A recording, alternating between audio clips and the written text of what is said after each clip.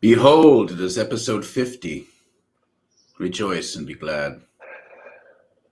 Yes, the big 50.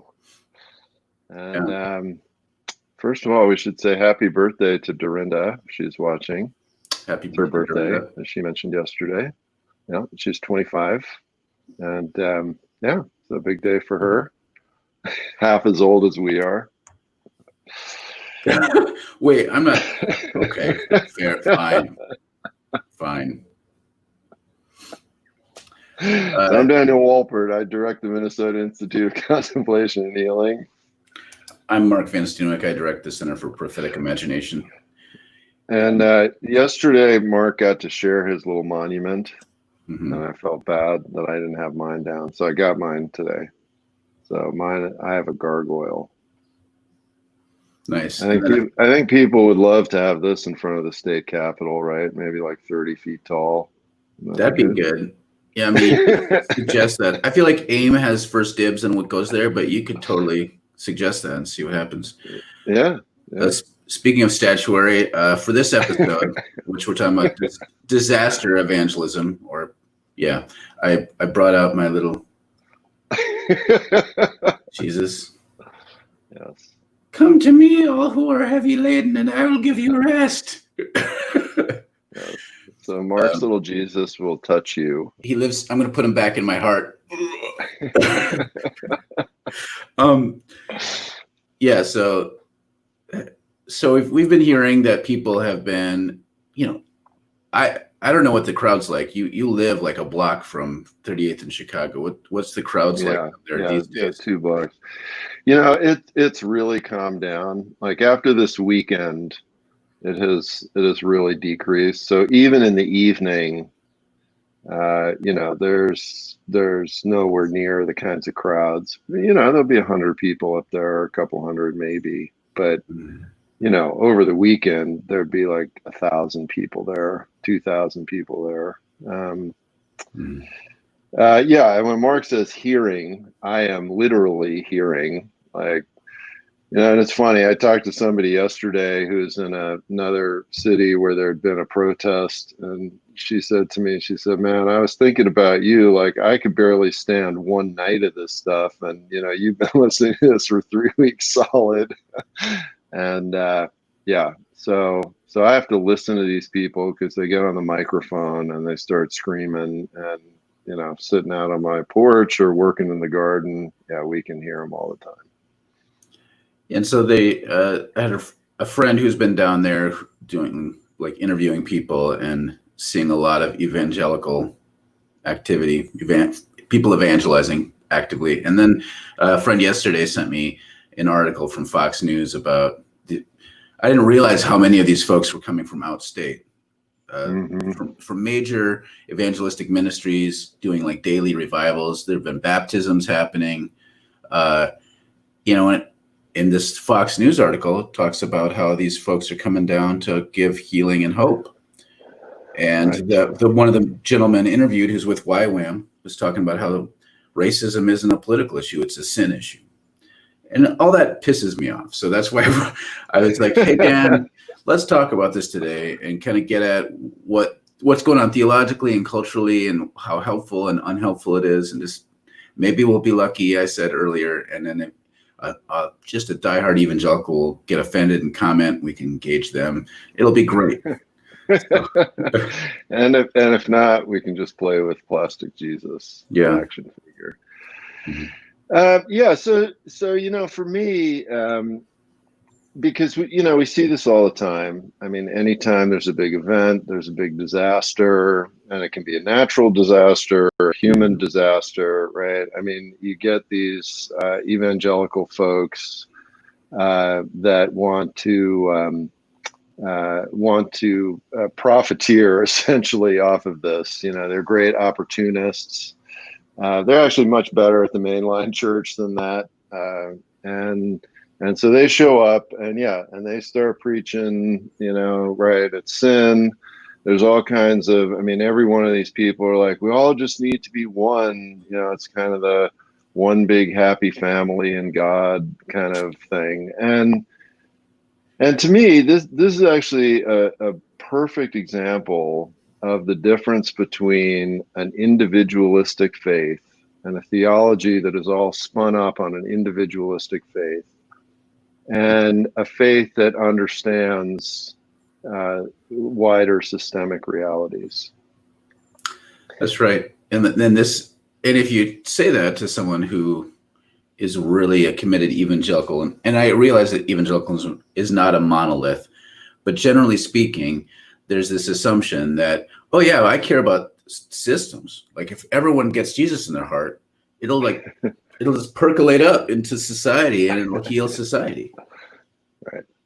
Right. And so it's very telling, though, that where do these folks show up? They show up on 38th in Chicago, which is basically either a bunch of, local folks in the neighborhood, poorer folks, a lot of now kind of white tourist folks. And that's where they're choosing to do this evangelism, and they are not down at police headquarters trying to evangelize. And they are not showing up at the political rallies trying to engage those issues. Right. And so again, this evangelical faith in America has basically reduced Christianity to the relationship between me and Jesus. Right. And so, Mark, you probably got it down better than I do, right? There's the little gulf, right? Between there's a chasm. The chasm, right? The chasm. Yeah, it's a chasm between a person and God. And God, yeah. Right. And then Jesus is the bridge. Is that how it goes? Yeah, let's do this. Okay. Yeah. There we go. The chasm, you can't cross the chasm unless Jesus becomes the bridge between you and God. And this gulf between is sin. But you know what happens if you go across the gulf without Jesus? You fall, and in the bottom is the flames of hell. Yeah, there you go. So basically, salvation is all about me and Jesus. And yeah, so if there's something called racism in the world, then somehow, right, if everybody just gets right with Jesus, racism will vanish, which is completely dumb, actually. Given the voting record recently of evangelicals, white evangelicals in America, I'm gonna say that their gospel isn't working. Yeah, right. Yeah. And so the and this is where, right, this it's not political, right? So that's a great code word for it's not about these systems. Yeah. Right. It's just about personal sin. So, as I was saying to Mark beforehand, I mean, I don't have any trouble starting from the perspective that this is about sin. The question is, what is the sin that this is about? Yeah. And this is not about the individual sin of some, poor Black person that lives in a poor part of town. Like, that is not the sin that this is about. Yeah. And yet that is where these folks are showing up, trying to do their good work. Yeah. So Kathleen says they need to evangelize the police. Most police officers are Christian in this country. I don't know. Whatever that means. So actually, that's a great example, Kathleen, of the proof of the failure of this, right? And is that many of these police officers in Minneapolis, and I'm sure it's true elsewhere, are white. They live in the suburbs, and they go to these evangelical churches, right? And so they have accepted Jesus as their personal Lord and Savior, and they, say all the right Jesus-y things. And it makes absolutely no difference in the policing in Minneapolis, which again is because individualistic faith cannot possibly address these wider issues.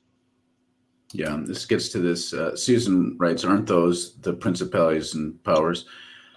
Yes. And that's the thing. Like, I mean, it's that teaching from the Apostle Paul that kind of, for a lot of evangelicals, has been the pathway out of individualistic thinking to recognizing, okay, It's not like little demons named Sassathor like embed themselves into individuals and cause them to masturbate all the time. Like that's kind of the evangelical way of maybe thinking about it, but rather these there's Sassathor right there.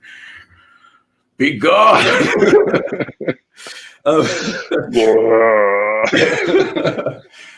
We're not. We just don't give shit anymore. Giving you shit. So rather than understanding that there's these systemic, like we can use the term demonic forces at play, like militarism, white supremacy, and to me the question is like, okay, if we're gonna look at this stuff, we have to rethink, well, what is the gospel and what does evangelism mean? Because clearly the way we've received it, particularly within the evangelical world, but I think in most Christian traditions, doesn't really grapple with the nature of our collective problems the same way that I think Jesus had in mind. Like, we need to rethink it. Like, what is the gospel we're preaching to who, and what does the power of God look like in that situation? That's what I want to know. Like, and to me, if you're just getting someone who feels like shit at a memorial site to feel bad about their sin and pray a prayer, if that's the power of your evangelism, then I think you're thinking too small about what the gospel is. Yeah, and so one of the best books on this, and of course I'm blanking his name, but Mark will remember this. In recent times, is a very short book called "An Ethic for Christians and Other Aliens in a Strange Land." It's William Stringfellow. William Stringfellow. Thank you very much. And so William Stringfellow is a white Southerner, who's actually a lawyer. He was a layperson, Episcopal, I'm pretty sure. Absolutely brilliant theologian, ended up moving to New York. And for those who are familiar with Sojourners, many of the folks that founded Sojourners were Stringfellow students, and he very much influenced them. And that book really does a great job of looking at the issue of principalities and powers in America. Mm-hmm. We got some comments rolling in. Yeah, keep them coming. Good old Gus, number 45 interview. Gus says, I got right with Jesus and somehow my KKK membership card got caught on fire because salvation fixes racism. That would be wonderful. Yeah. God, Gus, you're just so sarcastic. Yeah. This is about healing and hope. How can you be so cynical? Heather writes, we can't read, receive, embody the gospel with empire DNA. There Amen. We go. Yes. Amen. Yeah, exactly. And so again, and this is one of the core aspects of systems thinking. I'm going to plug my class. So I'm doing a class on systemic thinking and systems theory. It's going to start the third week in July. You can look at my Facebook page for registration. It's going to be basically all online, so you can be anywhere and take it. But this is one of the key issues in systems thinking, is that systems are not run by individuals and individualistic thoughts, right? So I, as an individual, cannot walk into a system and just go, oh, let's change X, Y, let's just make it happen and be different, right? So systems are governed by certain underlying assumptions, as Heather says, DNA. And those things drive the behavior of then all of the people in the roles in the system.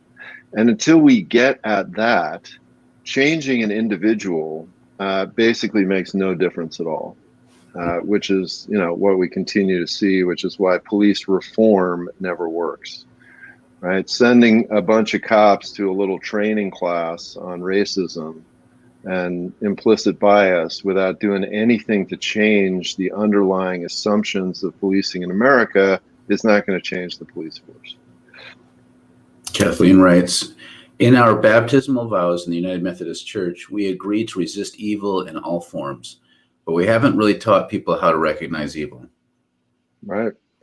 Yes, exactly. And so and that's the thing about systems, and the reason that I feel like this system understanding is so important is that if we're not taught to see systems, they are invisible. And that's one of the reasons why they're so powerful, because, they don't take material form, right? And that's this principalities and powers thing. They are spiritual in the sense that they are an invisible kind of force field of interaction, that, if we're not trained to know they exist, we don't see them at all. No, and this is why, like, I'm sure this happens to a lot of you. It happens to me all the time. When you talk about systemic evil to someone who can't even see it, they think you're just being really grumpy and negative all the time. You're like, Right. what?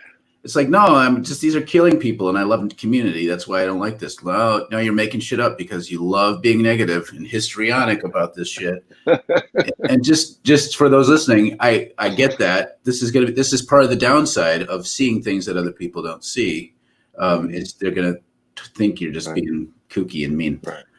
Well, and again, in a very concrete way, and I've had this experience now probably 500 times in the last 3 weeks.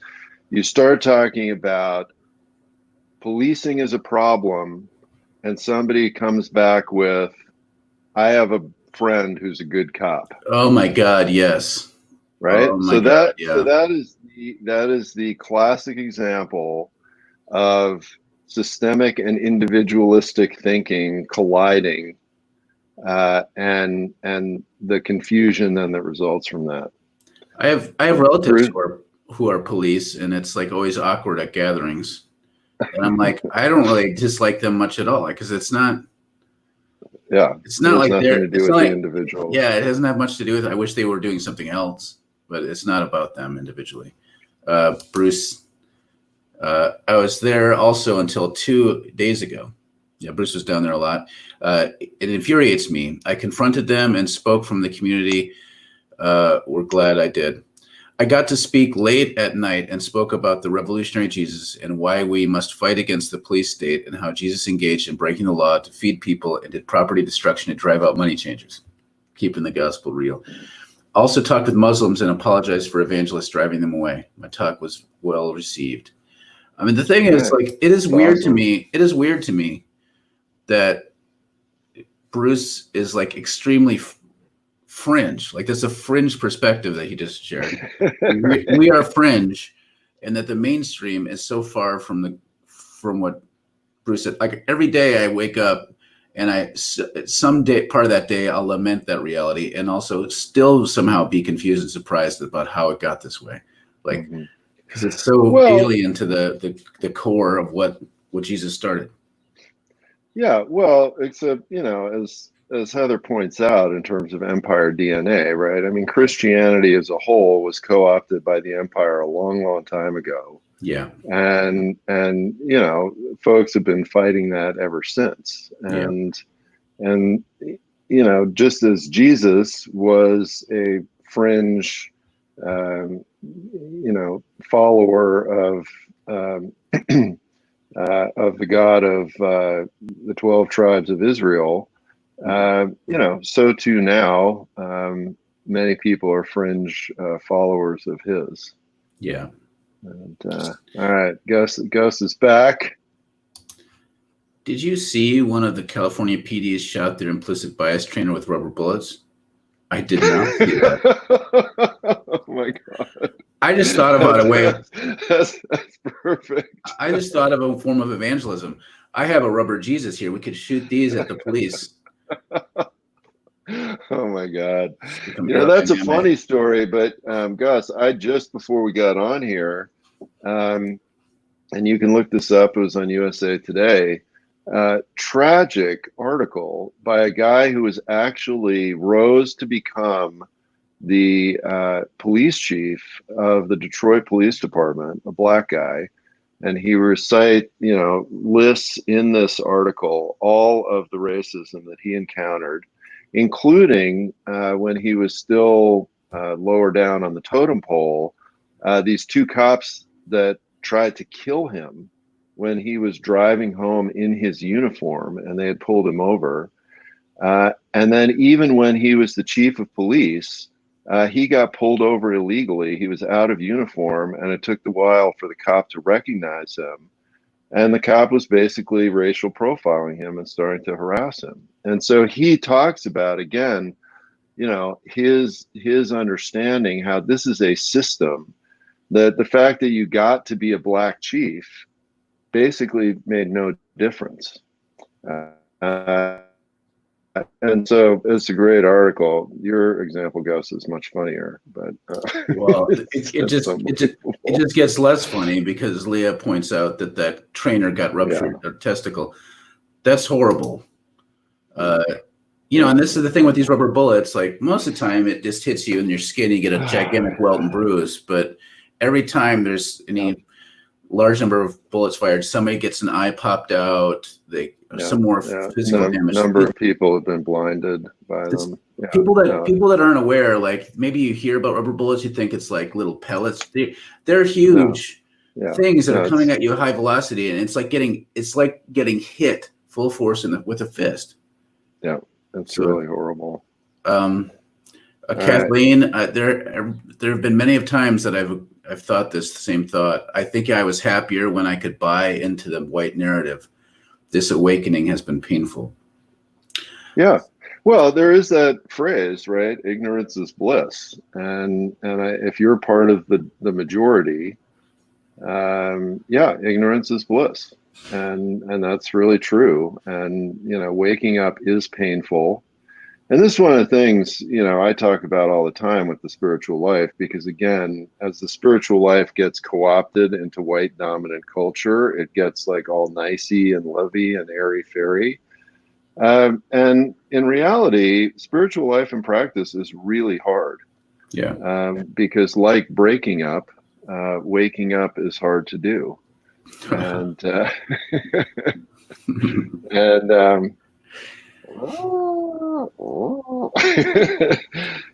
but it's really difficult. And there's the feeling of you'd rather go back to sleep, right? So I'm very sympathetic to that. And that's one of the reasons that it's important to do in community, because, we need support of one another for this very challenging journey. Couple of comments from Maria. And Maria, I'm hoping you'll say more about this because I'm not entirely sure what you're saying. Part of being able to change the system is being able to have the support of the police. So how we treat police matters. I'm not sure I agree with that, but I want to hear more. Because I agree, how we treat the police matters. That's why we should defund them. But I don't know if that's what you mean. Ceres writes, lack of systemic worldview leads to people not having incentive to not develop a sense of culture and operations, meaning people would go to fixing rationally and individually rather than relationally and structurally. Yeah, and this is where there's so many myths baked into this way of thinking that we make assumptions that the United States is the sum totality of its individuals, that the way that our country's headed is the sum totality of every individual choice and decision. But human beings are not rational. We don't have, I'm not a strict determinist, but I think 99% of the time we don't really have much of a choice in what happens. And so this idea that you can get a lot of, I tell people this all the time, that if somehow by magics, and I was some sort of masterful wizard, I could make everyone in this country no longer personally racist, we'd still have systemic racism tomorrow. It doesn't work that way. Mm-hmm. Yeah. Susan's got a comment here. Yes, and submitting to looking dumb and making mistakes along the way while learning and engaging. Hard work, scary, anxiety-inducing. That's right. You make an ass of yourselves when you start taking stuff. Right, and what's interesting, right, is that this whole thing, which I've heard a lot actually over the last 3 weeks from many white people. This whole sense of like, I can't say something wrong or I can't make mistakes, and therefore I'm not going to do anything at all. That's actually part of white supremacy. I mean, that's actually how white people are trained, right? Like you have to be a good little perfect white person. You have to behave properly all the time, and you always have to do the right thing. And if you don't, you get shamed. Right. And so now, all these white people are kind of facing this big thing and they're going like, oh my gosh, so I can't do anything because I might say the wrong thing. And yeah, I mean, we just need to get over ourselves, basically. And people say dumb stuff all the time, and that's perfectly fine. Right? Yeah. Yeah, we need to get out of this trap of thinking it's about performing well. Yeah. Like, because I know within activist culture, every once in a while you hear these stories about some guy who knows how to say the right script for everything, and they find out that he's predatory. Because if it's just about performing well, then there's people out there who are sociopathic who are good at that. But that's not what it's about. Because, like, as you know, this quote from Lace that I've been throwing around lately, that if you know all the right things and do all the right reading, you just become a well-read racist. Like, it has to be more about changing our relationships, including our relationship with ourselves. And there has to be a lot of self-compassion in there. Otherwise, it's just you're going to burn out and be angry. Yeah. And, again, it's like any other relational thing. I mean, we know that with our good friends, with our partners, sometimes we say the wrong thing, or we say mean things, or we say hurtful things. And, and then you apologize and you reflect on that and you start again, right? It's no different than any kind of healthy relationship. Tina writes, I really appreciate these conversations. Thank you. And just so everyone knows, thank you. Tina was our former karaoke jockey who we go see all the time. So karaoke. Woohoo! Karaoke. Yeah, that's the hardest thing for me during these days of social distancing, is that I haven't performed for a long time. Phil asks a heavy question that I don't know how to answer this, but what is the most effective way to neutralize disaster evangelists on the ground? I ask this because I've experienced it and tried to think about different intervention strategies so that our protest vigil or whatever can continue without their screaming, wrecking everything. Yeah, I don't know. I really don't know how you deal with that. Yeah, I mean, my personal feeling about that is that, arguing with evangelicals is completely useless, because if the argument becomes too heated, they can always flip into the Christian persecution complex part of evangelicalism. And then they feel more righteous because now they're being, quote, persecuted by you. So ignoring them, I always feel like is the best policy. Yeah, I mean, that's generally what I tend to do, but it's mostly because I'm awkward and don't know what to do. I mean, to me, it's an intentional strategy. It kind of works the same way in the end. Yeah, right. But to me, it raises the question, like, I think there is moments of pain, like, are calling out for a response. And so to me, like, organizing a better, healthier response that is truly what I think Jesus is getting at when he says proclaiming the gospel, maybe is the best thing, which it sounds like that's kind of what you're talking about with vigils, is a way of proclamation and witness. And I don't know how we can stop these folks from doing it, except for maybe taking them aside and trying to convert them to Jesus for reals. No, and they're very good at hijacking stuff. They don't care. They're very narcissistic, and it's really hard. I mean, I'm very sympathetic. It's really hard. I've seen that happen many times. Evan writes, it's a learning process. Just own your mistakes, learn from them, and move on with the new knowledge. That's good wisdom for life in general. Not even just specifically about internalized racism. Yeah. Sometimes we do a self-compassion practice on saying the wrong thing. Yeah. Can you say more about that, or do you know what? In other words, say the wrong thing. We engage in self-compassion around that. I see. That's a good moment to practice self-compassion. Yeah, and again, and I think we mentioned this a couple days ago, or maybe I talked about something else. I really feel like one of the things that does not get talked about enough in the area of racism and white people is how much white supremacy damages white people, right? Yeah. And this is one great example of it. Like, one of the ways that white supremacy damages white people is we have no self-compassion. And so, that is something that we actually have to learn how to develop as we make mistakes, as we repent, all these kinds of things. And that's really, really important. Yeah, it is. Maria says, and this is building off of her previous comments, I'm hoping. I'm reading how nonviolent change happens, and it occurs when we get those who enforce the oppression to decide to abdicate enforcing brutality against protesters. We need to follow Jesus' command to love our enemies. We are not against police as individuals per se, but the oppressive system.